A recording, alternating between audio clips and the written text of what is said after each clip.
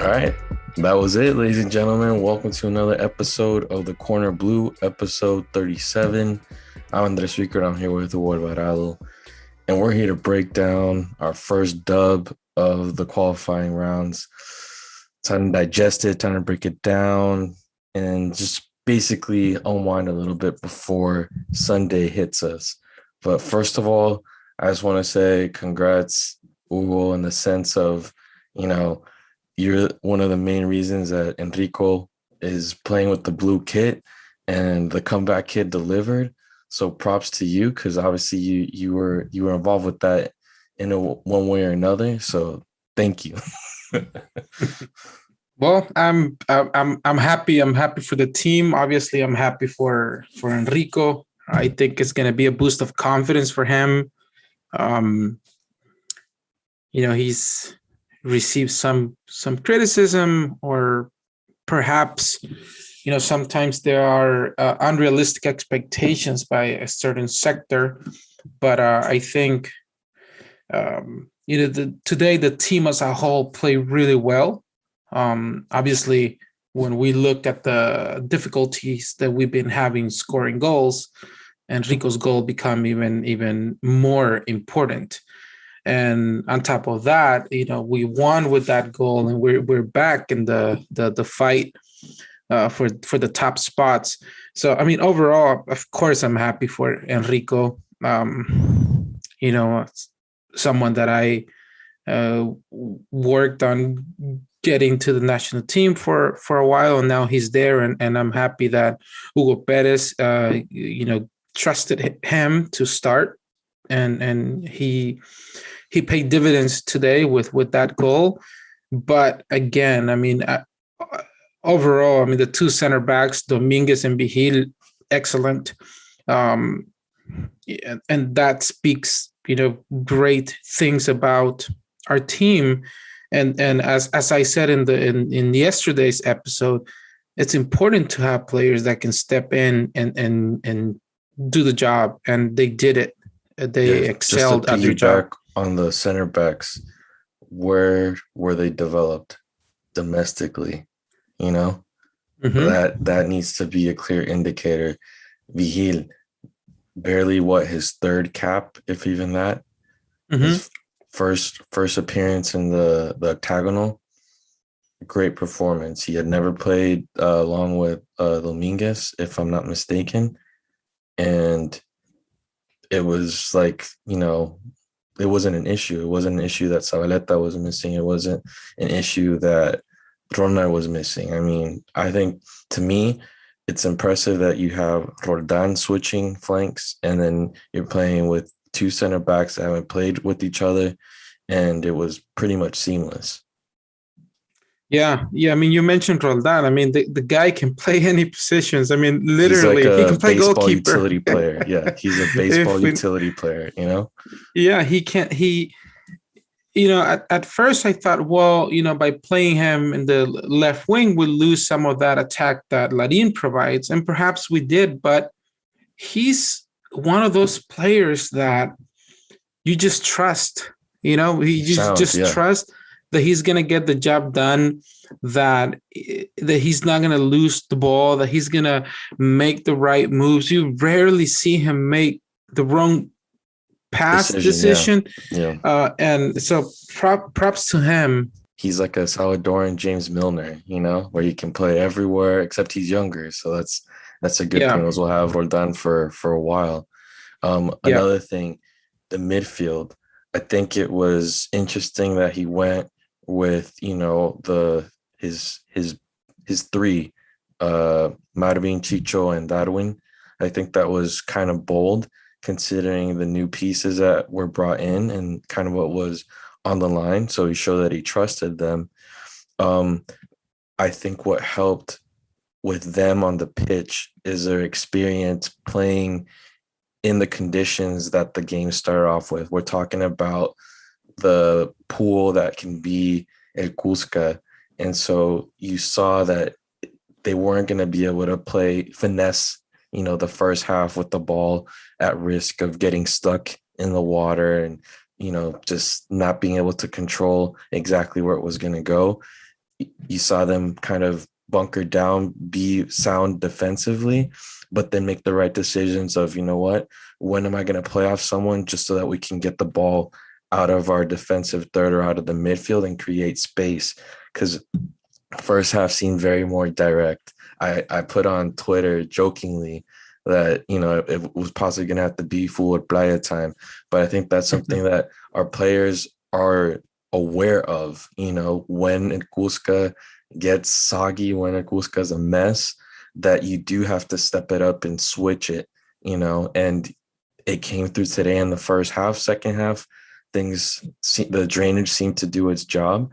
And that's when the more touches came. But I think that was very smart of going with the Salvadoran veterans, at least at the beginning. And then you saw some different pieces go in, but we'll get to that. What'd you think about the top three, the first half?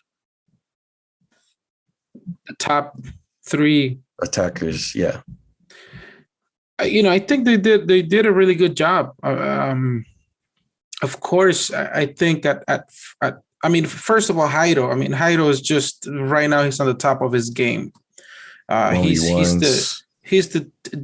a different player for us right now. The physicality. He's on fire. That's all we have to say about Jairo. Baby Messi. Yeah, but he kind of reminds me of. Some people may not like that I bring this name up, but he reminds me of, you know, Christian Castillo at his best. With the difference that, you know, he's right-footed and Christian was left, but they're both, you know, similar size, not big guys, but fast, you know, very fast and skilled. I think due to the conditions of the field, I think we play more on the right side with Jairo and Tamacas. During the first 20 minutes of the game. Then you saw that Jairo and Enrico switched. They switched, and then that's when we saw Enrico's goal, you know, because he moved more into the area where there was less water on the field, and you could play a little more.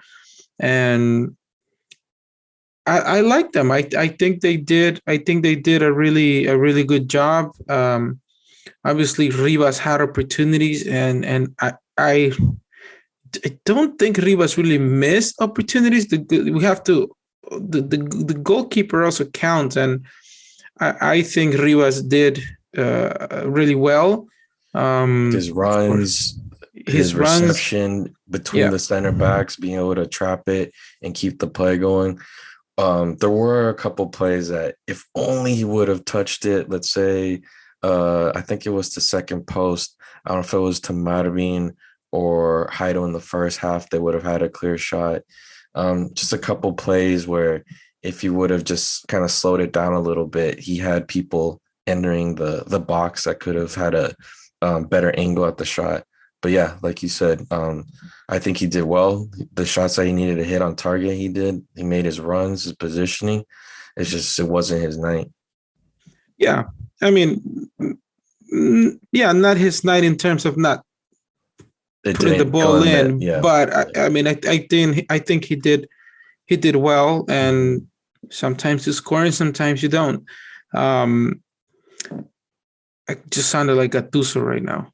I think today is one of those days where it's hard to say, well, this player, you know, didn't do well.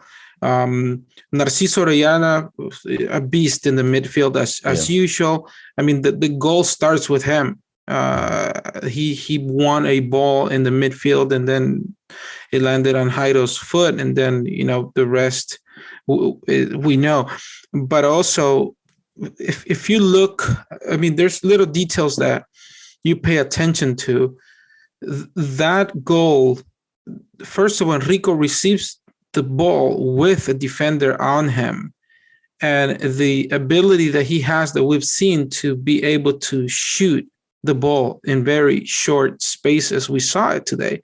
He was able to get a very nice shot with a defender on, and he followed the play, and he was able to score that goal. I mean, lots of props to Enrico, and we see that the level that he comes from, the type of school that he has. We see it in the way that the decisions that he makes in front of the goal. But yeah, I mean, again, And he had a hard time with the pitch, at least first half, Yeah, and that's, I think it's hard for any player of that type. When you're not used to those conditions, yeah. Yeah. What else? I'd say also I like Tito's game, but I think just one aspect that I think would help out a lot is just that final touch, that final decision, whether it's, a through ball on the ground, or because some of his crosses weren't ideal, like he'd wait too long. So then people making the run, what the center backs or the other fullback would find their marks, or the velocity with which he'd hit the ball, he'd float it a little bit. So like it would help the Panamanian defense like reset and clear it. So that's the only thing that I see as a pattern with Heido, that he'll bust down that line. He'll take on I saw him take 3 defenders at one point, and just burst down that flank. But yeah, just that final touch, whether it's a service to a teammate or getting into the box, because I feel like he was a little conservative on his timing with the crosses. It's like he would make them just as soon as he was getting to the box. And it would have been nice to maybe see him get closer to the goal, put more pressure, and find that through ball or the cross on the ground, and then also look for mistakes, because stuff happens when you put a pressure on a defense like that. Yeah, you're absolutely right. I'm a little sleepy. It happens. It's almost midnight here. Yeah. But yes, I mean, I those are some of the things some of the refinements that if he's able to work on those crosses and make those through balls, he's just going to go to the next level. I mean, he's not a young player anymore, but sometimes those are the things that when a foreign club is scouting, they look for that. I remember when I was doing work as an agent, I remember sending a video of what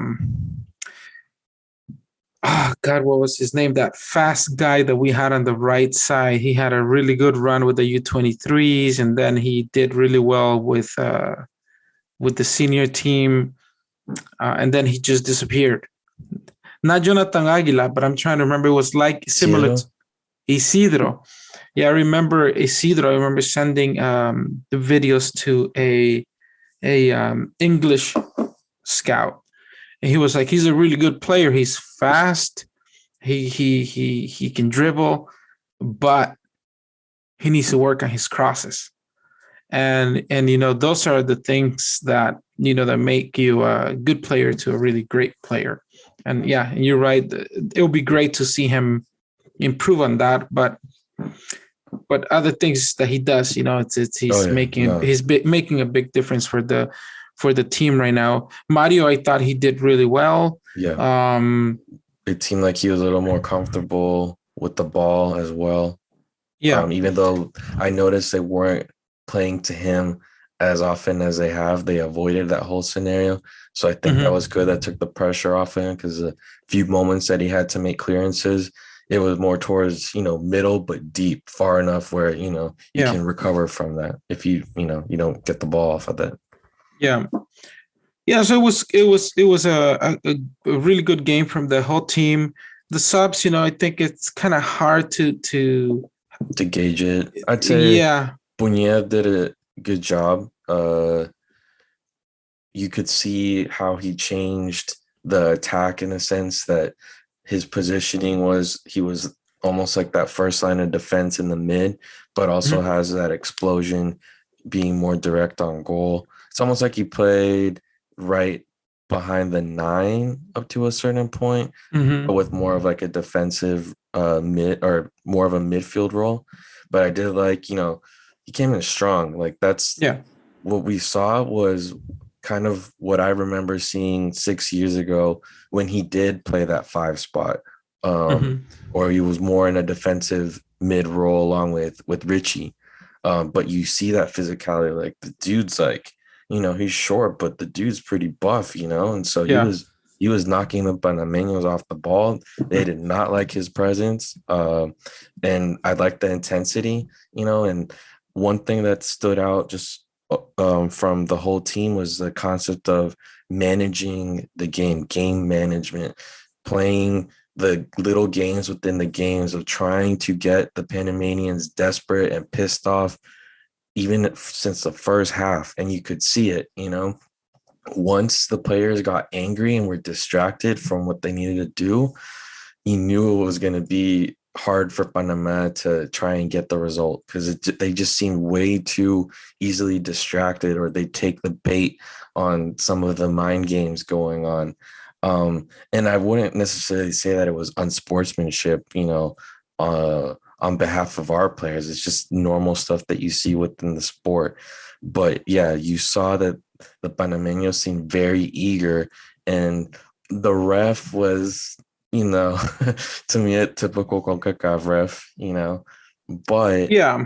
despite that, I feel like, the La Selecta was able to use that to their advantage too, with whether it was diving in certain scenarios that you had to just to pause the momentum that Panama was gaining, getting yellow cards dispersed to the Panamanian team to have them calm down a little bit, because you take away their physicality and they're easier to play, and that's what happens when you get yellows out there. So overall smart. I mean, there was an incident with Hugo Perez and the ball that the Panameños on a throw-in didn't go in, so it was confusion, and then a little shoving match started. So just from my vantage point, it seemed okay. We're in the driver's seat. Panama can't get the throw in, and now on top of that, they're wasting their own time arguing. So that's something that I also appreciated was, okay, how are we going to manage this? Sin excedernos, it Yeah. wasn't like when Mario went down, it took 15 minutes and then the Panameña scored in extra time, that type of stuff. It was all very methodical, in my opinion.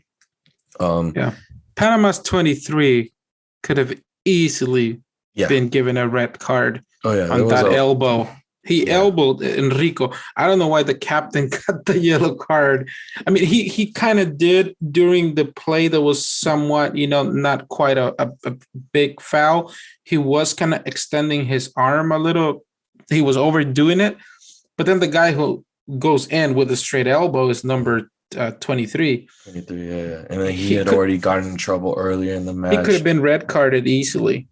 I think it was with yeah, it was with Enrico in other With moments Enrico, that yeah. the whole time, yeah, he was on Yeah. him, on him, on him, and then exchanges of like, bumping his Enrico's back while waiting for the game or Yeah. sequence to start up again. So again, good game management. The team got into the Panameños' head, and then once the time started ticking, the pressure was building more and more. I think towards the end, it was a little nerve wracking, in part because we lost the mid a little bit. It was Marcelo Diaz's debut with the senior squad. It, like you said, it's hard to judge, but the impact that he had was minimal, and we kind of lost the mid. And you saw those attacks during those last minutes that fortunately, our defense was on point and dealing with them with the clearances, no improvising. People were positioned well. I think the only play that scared me was I think it was on one corner, and I'm pretty sure it was Narciso had to do a Oh yeah. palomita and clear it Yeah. into the corner again. But other than that, every clearance was to the right position. There was someone that had tracked back to receive the ball and try and start another play. So I enjoyed it. The only thing I would have wanted to see would have been a Tico to get his debut. I mean, who knows if that's being if that's in the works for the game with the Ticos. With the Ticos. As Tico will play against the Ticos. Yeah. We're gonna have to see more players, and I think that's one thing. You saw all the subs that happened today, and they happened before the 65th minute. A lot of them. We have to have more better time management with the players because we have 3 matches, and the match against Mexico is going to be big. Playing in the conditions that we play today is heavier on the players as well. Narciso coming back from COVID, he played 90 minutes.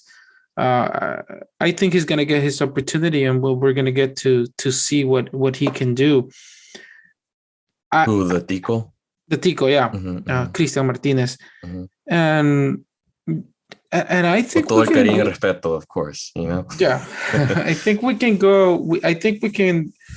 The game against Costa Rica is going to be interesting. Empty stadium. It's. I think we talked about this.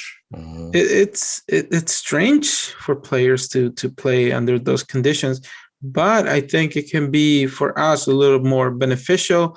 And if we really look back in the last qualifiers, we play good matches against Costa Rica. We've gotten points there.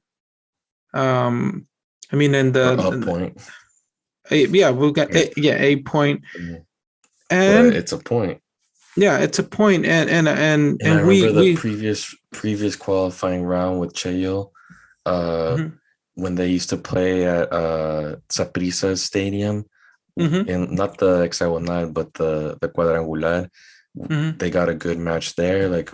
Like you said, I think we have a good history playing there. We feel comfortable playing there. And with the way things are looking right now, it would be great if we don't let them add 3 points. So we'll see. I think the team is going to gain momentum with today's results. It's important. I mean, we're not celebrating anything, but of course, we're happy that we won and we needed this win. But now it's time to think about the next match.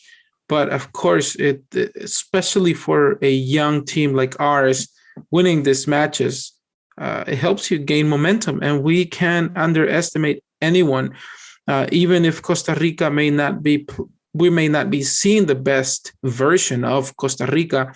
But, we cannot do what Panama was, or at least one journalist was trying to do. I don't think that was the feelings of the players or the coaching staff of Panama, what this reporter was saying. Because a pundit more than a reporter. Yeah, I mean, you can't. When historically you've never been able to beat a team in a World Cup qualifier, how can you, say that? But anyways, that's not what we're here for. But I think I think we can get a good result. It's going to be a good match, and again, we're just going to have to use different players so that when we play at home on Wednesday against Mexico, we're going to need to have a lot of players available, the best that we have, and what I like, again, I mean, today was a perfect example of Hugo Perez is giving players an opportunity. When you get your opportunity, you take it. And because now when Zabaleta is back and when Rodriguez is back, Hugo Perez is going to have a tough decision. Right? Villalobos. Perez is going to have a tough decision. Is going to have a good. It's a good problem to have, but here we see it's not. It's about if you're doing well in the local league, and you get called up to the national team, you show it there because we've seen whether it's a microciclo or non-FIFA friendly or FIFA sanction friendly. If you do well, you're going to be there. Yeah, it's not about the ones born outside or the ones playing the local league. It's about when you get your opportunity, take it. And Bihil took it, and he did really well. And now we know we have another really good center back. So I'm happy for him. I think it's been a process, for him since he was called up against Guatemala. Got a few minutes. Then Costa Rica, he got more time, and he played against Guatemala again just recently as a starter, I think. And now we're seeing what he could do. He did a really good job. Yeah, I think what you saw was Vigil maturing or showing what he's made of and his potential. You saw Enrico, same, maturing, showing that he's growing into the role that Hugo Perez has hoped for him. And then also, I think just in general, the fact that these guys are showing that there's two guys pretty much for every position on this team. And that was a big question mark coming into today's match. People, like a lot of fans, whether casual or hardcore, diehard, journalists, whatever, the main question was, what are we going to do without our central column? Yes, Narciso was able to play, did a great job. But yeah, big question mark. And with the center backs, Dominguez hadn't had too many great performances with that Selecta as of recent. He had to come back from playing in Albania, previously in Bolivia. So his career has, been a little up and down. But tonight he showed, and he was able to silence, I think, a lot of his naysayers, because a lot of people were saying, oh, Dominguez is playing. Oh, we fucking lost, So you can't sleep on the people that are being called up. I think that's the main thing.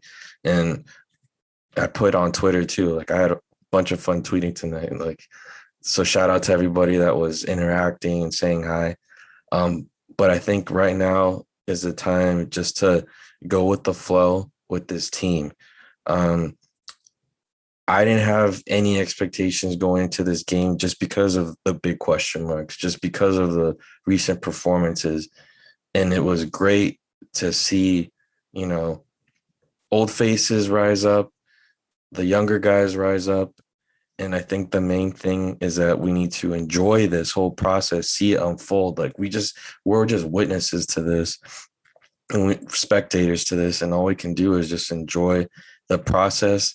And whether we enjoy the fruits of this whole thing by June, heading into next winter, that's to be seen. But I think we'll definitely see the benefits or the fruits of all this in the next couple of years, because things are turning around, and it's exciting to see. The only thing that I was a little concerned about was I was watching a Gráfico TV, and Hugo Perez briefly, it seemed like he almost wanted to vent about something that went down in the internal, in-house. And I don't know if, and I don't want to speculate, but, he mentioned that it was just the typical things that happen in our soccer. So who knows if on the way out, people were saying stuff. I doubt that would be the severity to throw someone like Hugo Perez off. I don't know if it's a problem with the famous viáticos, but hopefully whatever external, issue that arose after the match gets resolved, and that they can enjoy this win. Because the last thing you need are the usual distractions, because that's something that tends to happen a lot in Salvadoran football. Is we progress a little bit, and then reality strikes or something negative hits. So hopefully whatever that issue was, that can be resolved, and they can just go into Sunday just fully focused. Yeah, looking forward to Sunday. Definitely. I'm ready. I'm having really, really good feelings about that game. Not going to be an easy game, but it's a nice field. I think our players, like those fields. We do tend to do really well, and just take advantage of the momentum that we have. I mean, it would be nice to get a point. And why not get 3 points? It's not going to be easy, but I think it's doable. We just recently played Costa Rica. Of course, it was different players. Some we're going to see new faces, but just like just like they saw us, the style doesn't really change much. Just the players, of course, and players are important. They make a big difference. But they're also going through a restructuring time. A lot of their players got old. Their Brian Ruiz, Celso Borges, Celso Borges. They're on their way out. So they're still there. So yeah, it's going to be an interesting match, and yeah, we'll see. We'll be recording another episode after Sunday's match. Yeah, I mean, hopefully I can watch it live, but it's not looking like it. So we'll have to do it a little later Sunday. It'll come out Monday, and then I'll text you the result. Don't worry. No, don't ruin it for me. I'll turn off my phone. But I think we'll leave it at that. Nice, short and sweet episode. Again, obviously in a great mood, seeing the result. There's nothing like a goal being celebrated in Cusca. It's octagonal. And just looking forward to see who rises up. I think that's the main thing. Is the occasion is great. This team seems like it's capable of rising to the occasion. I think it's going to be shared. It's not just going to be one person that's going to put this team on its back. And yeah, I think that's the main thing I'm looking forward to, and just the switching of tactics in the sense of using all those pieces, because you can't just use 11 throughout the whole time, and Hugo Perez has shown that. So keep that casting going, or at least that rotation going, keep those legs fresh, and keep those points coming. So lots to look forward to. And I think with that, we're going to close out. It's late. It's time to get some sleep in, and we'll talk to you guys real soon. All right.